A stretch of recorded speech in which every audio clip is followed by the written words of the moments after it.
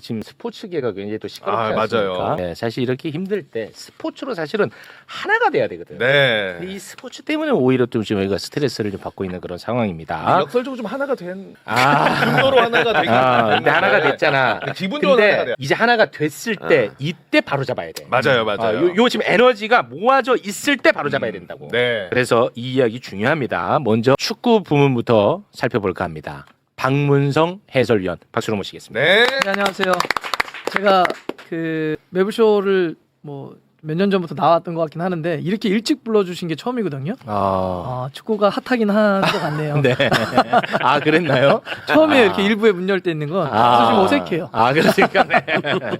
자, 그러면 일단 지금 상황을 잠깐 좀 정리를 하고 그리고 우리 전문가의 이야기를 한번 좀 들어보도록 하겠습니다. 네. 이게 그 2024년 11월부터 이야기를 좀 짚을 필요가 있어요. 24년 11월. 2024년 11월 그러니까 계엄 터지기 직전이었지. 네. 그때 윤석열 정부의 문체부가 이 대한축구협회 요 문제 있다라고 생각을 한 거예요. 그래서 정몽규의 자격 정지 이상의 중징계를 요구를 했었습니다. 그런데 대한축구협회가 그때라도 반성을 했어야 되는데 반성커녕 바로 저항을 합니다. 그래서 취소해달라는 행정소송을 제기해요. 우리 중징계 못 받겠다. 이거 중징계 잘못된 거다. 이거 중지해라. 라고 취소 소송. 취소 소송으로 대응을 해버린 거야. 그런데 그 취소 소송과 관련한 법원의 판단이 나왔어요. 최근에. 그러니까 월드컵 직전에 나왔잖아. 네. 그거를 다시 한번 좀 소개를 해주십시오. 자, 정몽규 회장이 홍명보 감독 선임 과정에 권한 없이 개입했다. 그리고 거짓 보고로 보조금 56억 원을 부당 지원했다. 비리 축구인을 기습 사면해서 규정을 위반했다. 이렇게 판단했습니다. 이거 깔끔하게 나와버린 거야. 이러면은 네. 그 축구협회에서 취소해달라는 거에 대해서 반박을 한 거네. 너네 잘못 있네. 이렇게. 너네 봤더니 문제 삼았던 게 다 잘못이다. 아홉 오케이, 개 항인가 아마 다 인정받았을 겁니다. 맞죠? 네, 아홉 개 맞아요. 항. 네. 네. 그래서 월드컵 앞두고 정몽규가 사퇴하겠다고 얘기를 한 거예요. 그래서 아주 비겁하죠. 네. 근데 이제 정몽규가 이번에 또 비겁한 모습을 보였습니다. 귀국을 하는데 네. 선수들, 감독 먼저 다 나가가지고 화살을 다 맞게 한 거야. 그리고 나서 한참 시간이 지나서 엄청나게 특혜를 받으면서 나오더라고. 혼자 따로. 따로. 자, 그 장면 잠깐. 근데 그 과정에서 이제 시민들은 지금 분노하니까 네. 개껌도 던지고 네, 그런 모습이 좀 연출이 됐는데요. 잠깐 네. 보겠습니다.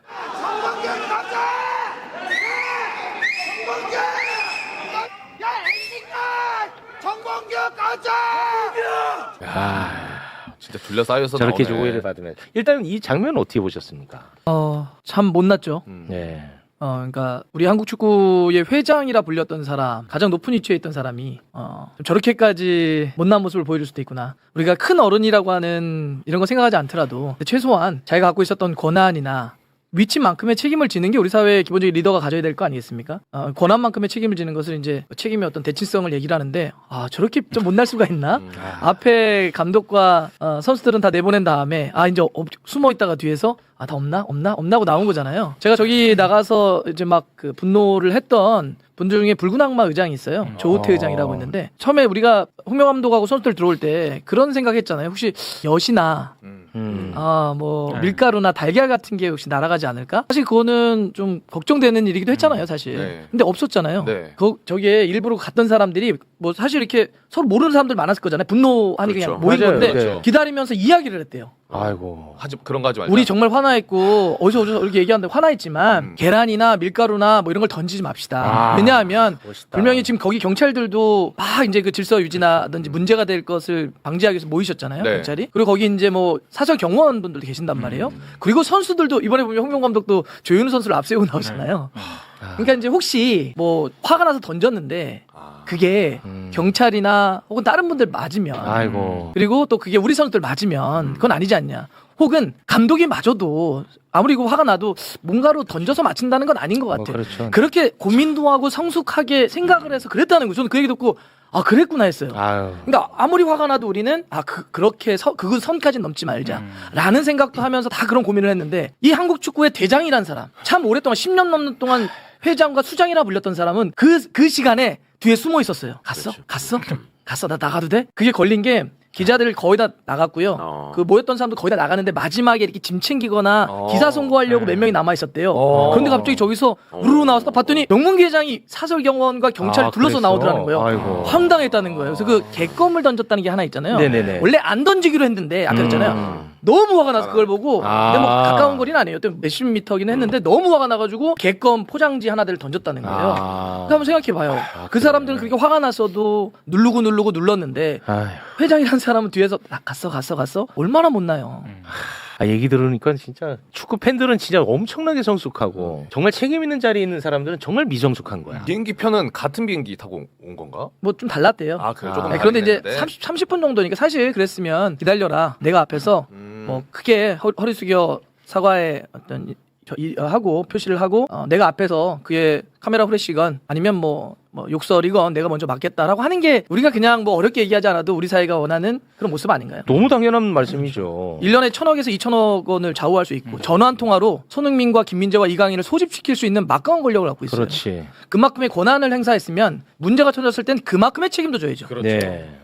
우리가 그런 권한만큼의 책임을 지지 않는 걸 항상 못난 사람이라고 하는데 진짜 못난 사람이다. 그렇습니다. 그래서 지금 이제 대한축구협회장 차기 선출이 매우 중요한 겁니다. 누가 될 것이냐. 그렇습니다. 대한축구협회에 매년 공적 자금이 200억에서 300억이 들어가는 거야.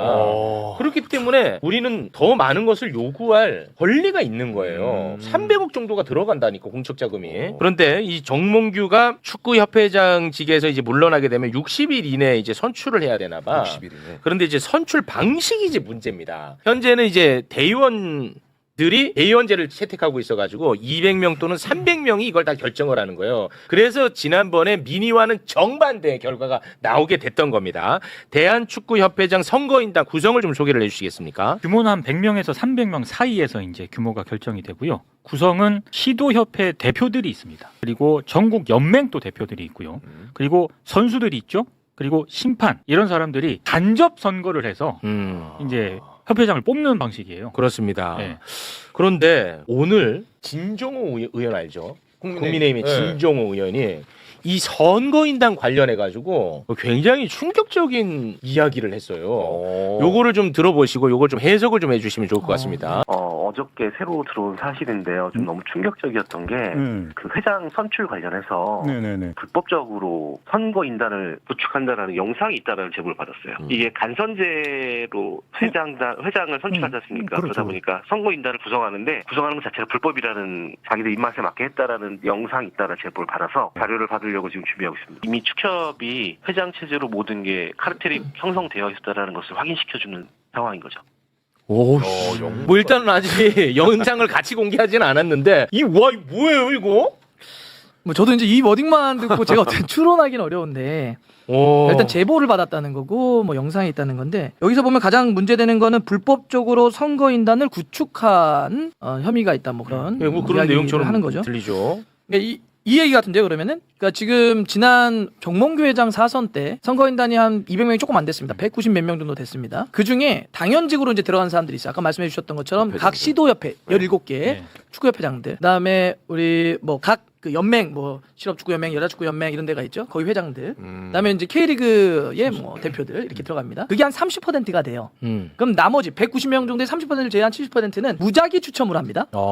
전체 인원 중에. 예, 무작위 추첨을 해서 그 전체 그 아까 했던 190명 정도를 마련하는 건데 불법적으로 선거인단을 구축했다는 이 워딩만 놓고 보면 네. 그 나머지 70%를 무작위로 해서 원래는 뭐 몰라 누가 될지 몰라 이래야 되는데 내가 원하는 사람들로 그 70%마저도 구성했다는 거죠. 그 주장이겠죠. 지금 이 말이 저게 맞다. 사실이라면. 맞다면 결국은 뭐 그 부분에 대해서만 어떻게 뭐 불법적으로 개입할 여지가 있는 거 나머지는 당연직이니까. 그렇죠. 이게 만약에 저게 맞다면 이제 그쪽에서 문제가 발생했을 텐데 그 문제가 사실이라면 이건 심각해지네요. 이거 불법 선거지. 이게 엄청 심각해져. 범죄죠. 그러니까 범죄예요. 그렇지 않아도 30% 아까 제가 17개 각 시도협회장들은 그다음에 그 산하단체에 있는 무슨 연맹 대표들은 대한축구협회라고 하는 큰 지붕 밑에 있는 조직입니다. 실제 구성표를 보면 다 그 산하 기구들이에요. 그 이야기는 그 영향력 아래에 있는 거죠. 그래서 이번에 그분들 데리고 월드컵 가서 야유성 그렇죠. 관전하고 오잖아요. 우리 축구협회가 우리 K리그 팬들이 불만 진짜 많은 것 중에 하나가 심판 좀 제대로 해달라고. 네. 이게 판정 너무 못하니까 심판들 자질 향상 이런 데 투자 좀 해달라고 1년에 그 돈이 한 9억 정도 돼요. 그런데 이런 분들이 이렇게 월드컵 관람 모시고 요구하시. 가는데 한번 이렇게 확 갔다 오는데 한 6억 씁니다. 와. 이거 말이 안 되잖아요. 근데 여하튼 그 30%는 이미 관리되는 사람들이에요. 그렇죠. 그나마 비빌 언덕이 70%인데 지금 이 주장대로 하자면 그거마저도 관리한 사람들. 와. 그러면 이건 그냥 100% 우리 사람 만들어 놓고 모양만 구축했다는 거죠. 사실이라면. 사실이라면 와. 그러니까 하면 지난번 그렇게 국민적 분노가 샀는데도 불구하고 결과는 득표율이. 민의와 완전히 반대인 그렇습니다. 86%의 찬성률.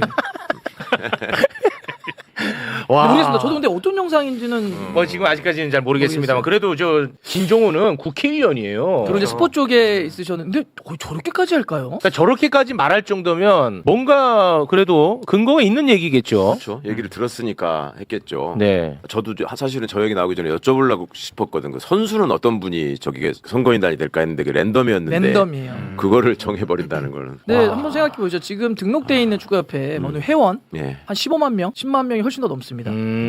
사실 그 중에 200명도 안 되는 사람들 그리고 아까도 얘기했던 것처럼 영향을 다 미칠 수밖에 없는. 그러니까 모든 곳이 다 그러지만 축구도 되게 좁잖아요. 한 달이 그렇죠. 건너면 서너 배로 다 그렇죠. 엮입니다. 운동이라는 게 더 그렇죠. 네. 너도 공차니, 더 그렇죠. 너 어느 지역이니, 어느 밑에서 있었니 이게 다 있는데 거기서 한 200명 정도면은 그거 사실 전화 한 통이면 다 되는 건데 사실 그래서 넓히자는 거예요. 운동장이 너무 좁다. 그렇지. 운동장이 너무 기울어졌다. 너무 네. 닫혀 있다. 그들만의 리그다라고 맞아. 해서 이게 좀 오픈하면 그래 나도 그럼 저 운동장에 가서 나의 어떤 더 잘하기 위한 경쟁, 정책 경쟁, 비전 경쟁을 해서 나도 표를 얻을 수 있어? 이래야 건강한 사람들이 들어오는데 그렇습니다. 저렇게 닫아놓으니까 그냥 하던 사람들이 관리가 되어 있는 그 사람들의 표를 받아서 계속하는 거죠. 맞습니다. 그래서 이제 제도를 바꾸자는 거야. 그렇죠. 결론은. 근데 이걸 바꾸려면 대한체육회, 그러니까 축구협회 위에 상위 개념, 대한체육회 정관을 바꿔야 된대.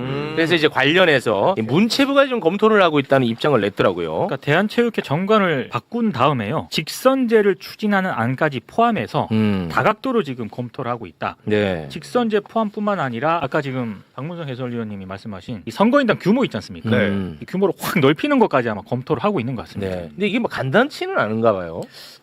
제가 오늘 들었던 이야기는 이번 달 중에 대한체육회 전체에서 이 관련한 것을 좀 구체화시켜서 좀 정리하는 것으로 되어 있습니다. 아, 그래요? 네, 그런데 이제 축구협회는 그 먼저 선거해버리는 거 아니에요? 그러기도 하고 먼저 돌입해버리는 거죠. 그렇지, 그렇죠. 그러니까 정몽규 회장이 그 사직서를 물러나겠다라는 걸 공표하는 순간 60일 이내 선거가 돼야 돼요. 그러니까. 그럼 이제 공지가 먼저 나가겠죠. 공표가 나가고 선거 뭐 후보자 뽑습니다 이런 게 나가면 그때의 법으로 선거가 이미 돌아가게 되는 거죠. 스타트가 돼버리니까 소급해서 다시 바꿀 수가 없는 건데 근데 그 부분은 이 지금 문체부라든지 대한체육회라든지 어떤 한 부분이라도 원포인트로 좀 개정을 해서라도 이대로 좀 다시 선거를 할 수는 없다. 왜냐하면 난리 납니다. 그렇게 된다는 얘기는 결국 아까 했던 것처럼 또 역시 관리돼 있는 그들만의 누군가가 그냥 정몽규라고 하는 이름이 바뀌는 거지 사실상은 정몽규가 또 하는 게 되기 때문에 그걸 좀 손보려고는 하고 있다고 합니다. 네. 이 대한체육회 정관을 바꾸는 과정은 어떻게 되는 거예요 이게? 뭐 어떤 과정을 통해서 이 바꿀 수 수가 있는지. 근데 제가 알기로는 네. 회장 선거는요 상위인 대한체육회가 일단 크게 결정을 한 걸 따라가는 거랍니다. 그런데 이제 따라가는데 그거를 어떤 식으로 할 거야를 디테일 정도를 논의하는 거로 알고 있어요. 근데 그 시차가 그래서 시간이 좀 걸린다는 거죠. 그러니까 그 결정권자가 누구냐는 거예요. 저도 그게 전체 총회인지 이사회까지 그거는 좀 확인해봐야 될 것 그건 같습니다. 좀 확인을 해봐야 네. 됩니다. 네, 알겠습니다. 자, 그거는 어쨌든 저희가 좀 지켜봐야 될 것 네네네. 같아요. 이거 왜냐하면 만약에 이제도 그대로 가면은 국민들이 이거 큰일 납니다. 난리 날 겁니다. 좀 두려워 오히려. 아니 그게. 이게 당연히 필요한 것이요. 그 정권을 얘기할 때 예를 들어서 대통령이 장기 집권을 하고 싶다. 그러면 옛날에 우리나라에 보면 알지만 제일 좋은 게 간선제예요. 그렇죠. 체육관 그렇잖아요. 선거. 네. 정당에서도 내가 계속 뭘 이게 주도권을 갖고 뭘 하고 싶다. 그러면 간선제야. 대의원들에게 예를 들어서 그러니까 표를 많이 1인 1표제 가지고 뭐 민주당이 시끄럽잖아요. 똑같은 내용이야 다. 농협이 맨날 시끄럽잖아요. 그게 간선제를 해서 그렇다고 해서 거기도 직선제로 바꿔라. 맞아요. 이 얘기가 나왔거든요. 네. 최근에. 네. 축협도 똑같은 과정을 지금 가고 있는데 너무 늦었죠. 진작에 했어야 될 일이고. 맞습니다. 이 문제가 언제 제기됐으면 박문성 의원 국회 나가셨을 때가 벌써 한참 전이에요. 맞아요. 네.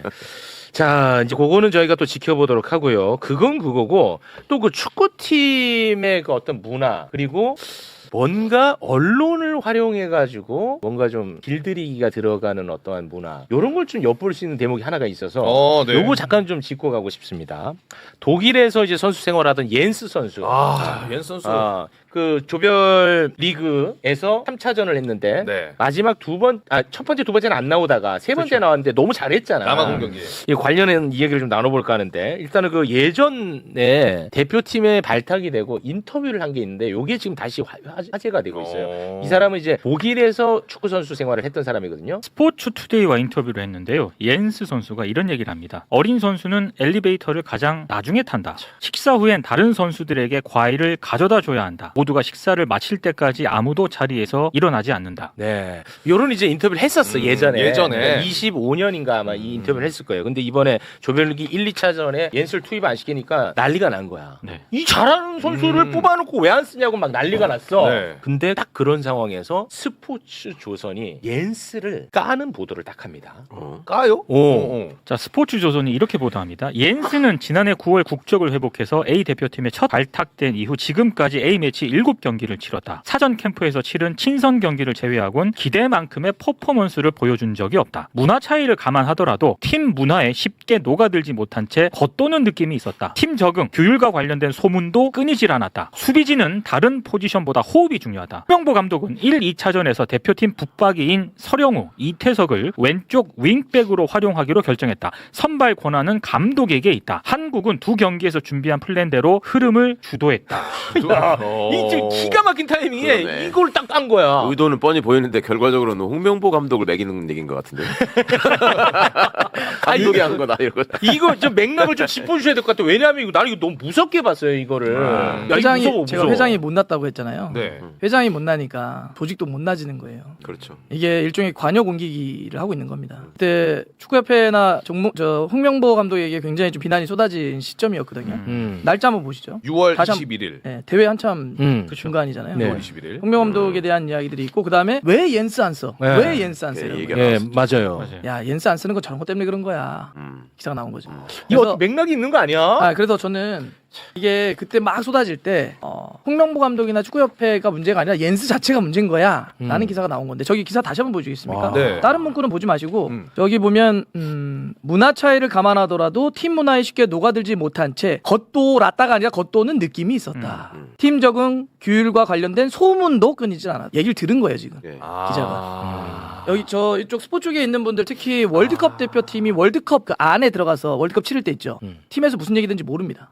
제가 이번 월드컵 빼고 최근에 5번의 월드컵을 모두 현장 갔거든요. 그래서 선수들 훈련하는 거 거의 다 가봤고 안에서 뭐가 있다는 걸 아예 접근이 안 돼요.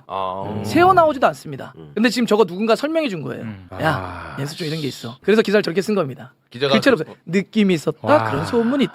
그런 얘기를 누군가 흘려주니 쓴 겁니다. 갑자기 그것도 생각나네. 이강인 탁구. 이강인 탁구. 제가 여기다 좀 써놨어요. 탁구. 야. 그러니까 그거를 보고 나서 이거 정말 못나오고 비겁한 거예요. 그때도 우리가 클린스만 전 진짜 지금도 클린스만이 그렇게 미워요. 왜 그러냐면 한국 축구를 이렇게 흔들어 놓은 아주 나쁜 사람 중에 한 명인데 네. 선수들이 당연히 뭐 싸우거나 다투면 안 되죠. 그럼 뭐 네. 누가 얘기하도록 그러면 안 되는데 그런데 종종종 선수들이 그 유럽도 그렇고 훈련하다가 내부적으로 싸우는 경우들이 그 막 영상도 많아요. 같은 팀끼리 막 훈련하다가 태클 확 들어오면 확 올라와서 순간적으로 막 싸우기도 합니다. 그러면 안 되지만 그럼 그렇게 싸우면 감독이 불러서 너네 왜 싸우냐라고 단단히 혼도 내고 더 심하면은 야 페널티 뭐 벌금을 내게 한다든지 다음번 출전 경기를 내부적으로 내리는 거예요. 그리고 나서 둘한테 단단히 이른 다음에 그걸 같이 훈련을 했던 사람들 있죠. 팀 그 장면을 봤던 모든 팀 종류들 다 부릅니다 또. 그래서 이렇게 얘기해요. 내가 이 둘이 싸우는 거 봤지 니네? 예 봤습니다. 싸우면 돼 안 돼? 안 됩니다. 내가 이 둘이 싸웠기 때문에 우리 팀 분위기나 팀워크를 깰 수 있기 때문에 페널티를 줬어. 근데 내가 너희들 왜 부른 줄 알아? 만약 이 둘이 싸운 게 내일 아침에 외부로 알려지는 순간 너희들 모든 사람들에게 페널티를 주겠어. 이 문제는 우리가 뭐 도덕적으로 잘못하거나 뭐 그런 게 아니잖아요. 운동하다 보면 욱 해서 싸울 수 있는 뭐 거니 갈등. 네. 이거는 우리 내부적으로 해결할 수 있는 문제야. 그러니 이거는 우리의 문제고 우리의 에너지로 나중에 내가 바꿀 것이야. 이런 거일수록 우리가 팀 하나가 돼. 이원 팀이야 라고 하는 거예요. 그렇게 문제를 해결한단 말이에요. 근데 크리스만 어떻게 했죠? 쪼르르르 나가서 기자들 불러서 둘이 싸웠대요. 와. 그래서 사실 아시안컵 잘못된 건 제 탓이 아니에요. 둘이 싸워서 그런 거예요. 그랬더니 축구협회가 바로 즉각적으로 그 새벽에 이른 시간에 맞아요 라고 또 확인돼요. 맞아. 진짜 못났다. 그래서 제가 지금 두고두고 크리스만이 믿고 싫다는 게 뭐냐면 그래서 그 갈등 그거에 따른 어떤 두 선수의 막 이런 이미지들 이런 것들이 지금까지도 막 그거 갖고 막 이런 못났어. 있습니다. 선수들한테 다 던져버린 거예요. 아이고. 저는 이 옌스의 기사를 보면서 그 기시감이 드는 거예요. 이 상황에서 이걸 누가 이렇게 흘려주면 안 돼요. 몰라요. 이거 그럼 기자들이 그 안에 라커룸에 들어갔다고요? 그 그 분위기와 규율과 뭘 적응하는 걸 봤다고요? 불가능. 이거 몰라요. 그리고 훈련하는 거 월드컵은요. 처음에 웜업하는 15분만 공개합니다. 철저하게 피파 월드컵은 이거 누가 흘려준 얘기인데 이렇게 흘리면 안 돼요. 치사하네, 진짜. 치사한 거예요. 최악이네. 관역을 옌스한테 쏴 이런 거예요. 그래서 그 이후에도 계속 이런 관역 옮기기가 나와요. 그러니까 보면 지금도 보면 기사들 중에 아 이거 지금 안에서 무슨 일이 있었어 사실. 이런 흘러나오는 옌스 말고도 이런 비슷한 류의 기사들이 흘러나옵니다. 그러니 이거 다른 문제야. 이거는 협회의 무슨 본질적인 개혁 이런 거하고는 아니야 그거 아니야. 선수들이 망쳐놓은 거야. 이런 류의 어떤 그걸 옮겨가려고 하는 시도들이 있는 거죠. 네. 근데 이게 진짜 옌스가 스포츠투데이랑 인터뷰했을 때 이 했던 그 내용 있지 않습니까? 네. 이게 좀 저는 어이가 없는 게 2002년 한일 월드컵 때 히딩크 감독이 이거 못하게 똑같은 얘기하면서 자기가 못하겠죠. 이거를 좀 바꾸려고 굉장히 노력을 했다. 맞아요. 그래서 그때 언론들이 히딩크 리더십을 해가지고 엄청 칭송을 했거든요. 맞아요. 한참 뒤에 지금 똑같이 됐다는 얘기잖아요. 근데 그때도 히딩크 리더십 아주 난리 났었잖아요. 네. 근데 그리고 나서 이제 우리가 성공하고 그쵸. 그 인터뷰하는데 홍명보도 뛰었었고 네. 이천수 있는데 그 얘기 진행자인가 그 히딩크 리더십 하면서 이제 뭐 선후배가 간에 그 딱딱한 규율도 없어지고 네네. 참 좋았다 이렇게 하니까 홍명보가 거기다 바로 반기를 들어버려. 그래요? 히딩크가 그런 거 한 거 아니다. 원래 그런 거 없었다.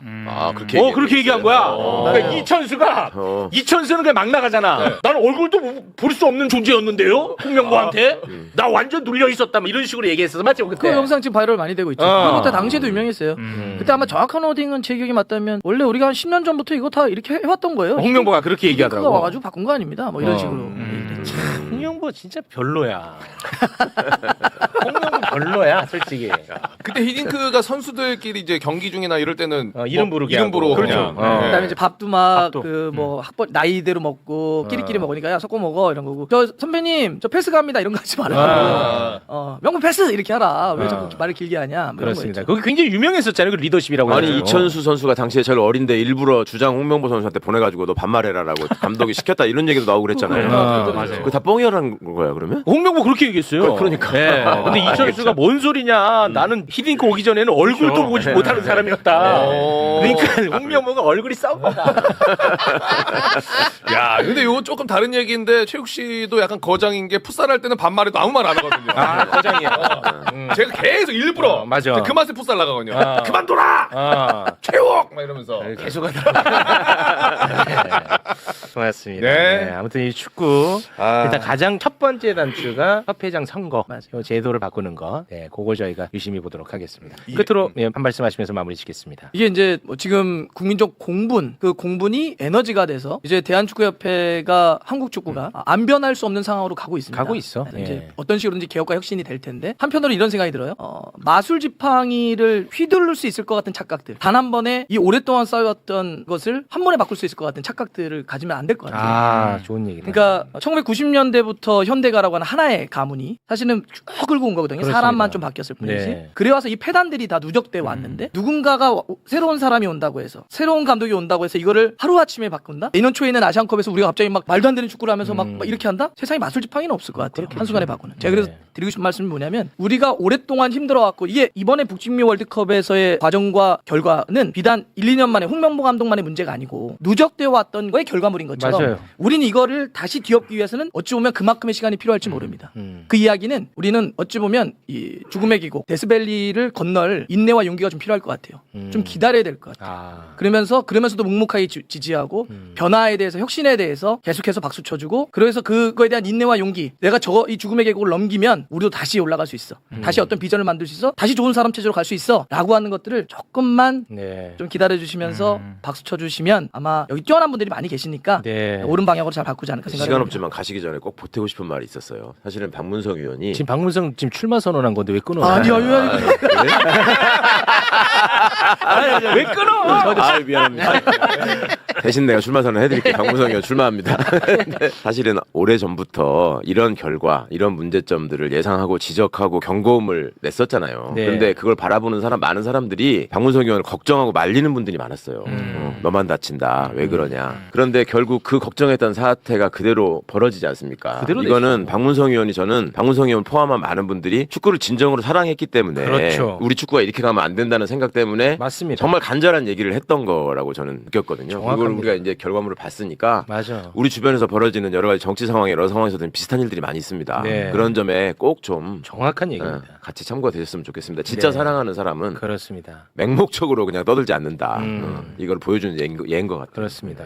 이미 이제 다 박살나니까 지금 세상에서 네. 제일 쉬운 게 뭐냐? 홍명보 까는 게 제일 그렇죠. 쉬워요. 지금은. 네. 지금은 너나 나나 다 까. 아이고 지금은 박문성 의원을 제가 갔다 와서 저 유튜브 보니까 한 10군데 나갔더만 월드컵 분석하느라 네. 총편부터 시작해가지고 제일 바빠요 지금. 막 네. 와 지금은 다 깐다고. 네, 지금은 제일 쉽지 까는 게. 그 전에는 박문성이 이거 이대로 가면 큰일 난다고 호루라기 불 때마다 네. 축구인으로서 유명인들 있잖아요. 힘 네. 있는 사람들, 네. 영향력 있는 사람들이 야 일단 지금은 응원할 때야 임마. 맞아, 네. 지금 북을 쳐줄 때야. 너는 왜 호루라기를 불어?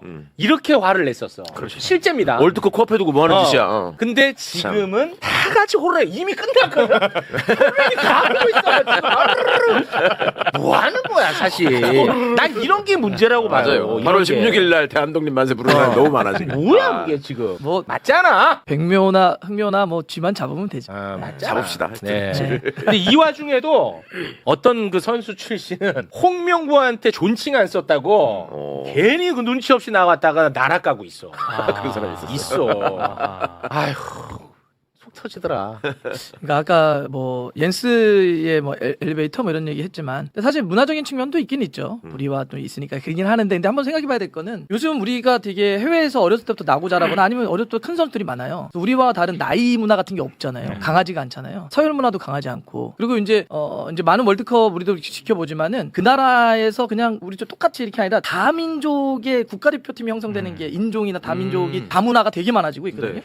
우리가 이 대표팀도 좀 생각을 할 때 많이 넓히기도 하고 우리의 맞아요. 다름도 네. 인정하기도 하고 받아들이기도 하고 야 이런 게 약간 용광로와 같은 대표팀 용광로와 같은 축구 용광로와 같은 월드컵이구나 우리가 다른 문화를 좀 받아들이는 그런 차원으로도 이 축구를 좀 이해해보면 어떨까 네. 그렇게 가고 있으니 네. 이런 생각도 좀 듭니다. 알겠습니다. 아 자연스럽게 야구로 연결시키려고 했는데 다 베렸어. 눈치 없이 얘기한 사람이 그 야구 선수 출신이군요. 야구로 싹 연결 지으려고 했는데 아이, 진짜 너무 속 터지네. 자 우리 위원님과는 여기서 인사를 나누겠습니다. 박문성 해설위원이었습니다. 대단히 고맙습니다. 고맙습니다. 아,